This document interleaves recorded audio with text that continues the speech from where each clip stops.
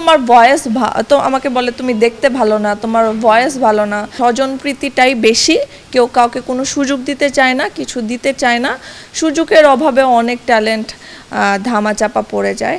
অনেক ভালো ভালো অভিনেত্রী আছে, মানে যেটা চিন্তার বাইরে, যেটা অন্য দেশেও হয়তো বা এভাবে নেই, কিন্তু এই দেশে অনেক সুযোগের অভাব। আমি যেটা সত্যি কথা বলবো যে এখানে কি আসলে, আমি তো সিনেমার কথাটা জানি না ভাইয়া, নাটকে কি মানে যারা যার সাথে কাজ করে তারা শুধু তার সাথেই কাজ করবে সারা বছর, কিন্তু অন্য আরেকজনকে তো চান্স দিতে হবে। অন্য আরেকজনকে চান্স না দিলে, মানে সুযোগ না পেলে সে নিজেকে কিভাবে প্রুভ করবে?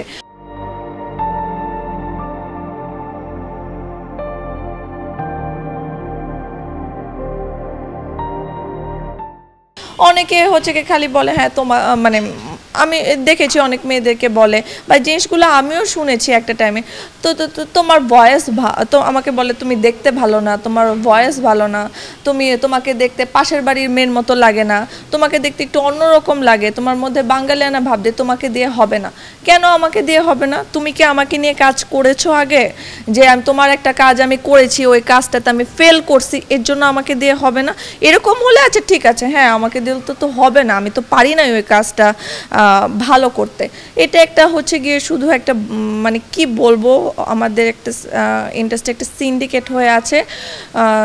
এখানে শুধু মানে স্বজনপ্রীতিটাই বেশি, কেউ কাউকে কোনো সুযোগ দিতে চায় না, কিছু দিতে চায় না, সুযোগের অভাবে অনেক ট্যালেন্ট ধামাচাপা পড়ে যায়। ওই ডিরেক্টরই এখন আমাকে এসে বলে, যে আমাকে বলেছিল তুমি দেখতে ভালো না, তোমার ভয়েস ভালো না, তোমাকে দিয়ে কোনোদিনও অ্যাক্টিং হবে না, কারণ তোমাকে তো দেখতে মানে দেখতে একটু অন্যরকম লাগে স্ক্রিনে। আজ আমার কয়েকদিন আগে একটা নাটক রিলিজ হয়েছে, সেলস গার্ল, বলে তোমাকে এত ভালো লাগছে, তোমার এত সুন্দর অ্যাক্টিং, তাহলে এখন কেন বলো আমার এত সুন্দর অ্যাক্টিং? তুমি না আমাকে 2 বছর আগে বলছিলা যে আমাকে দিয়ে কিছু হবে না? তো ভাই এই জিনিসটাই সুযোগের অভাব, আর কিছুই না। 2, 3 জন 4 জন 5 জনকে নিয়ে কখনো একটা ইন্ডাস্ট্রি হয় না।